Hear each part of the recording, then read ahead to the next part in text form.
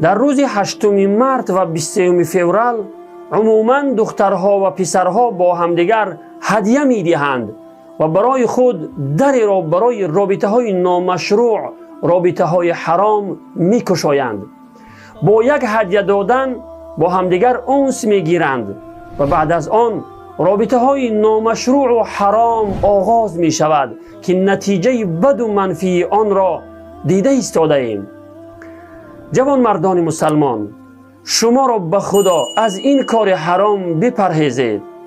از این کار شما تنها شیطان خوشنود می شود، ولی الله مقتدر و توانا، الله متعال ناراض و غضبناک می شود که دیر یا زود آتش خشم و غضب پروردگار شما را دامنگیر می شود.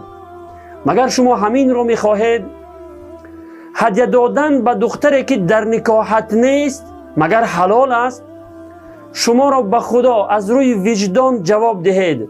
آیا برای شما پسند است که مردی بیگانه به خواهر یا دختر شما 8 مارس گفته هدیه دهد؟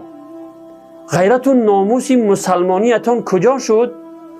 جوان مردان مسلمان، به خاطر الله 8 مارس گفته خواهران و دختران مردم را به بی‌حیایی نکشانید. از الله بترسید.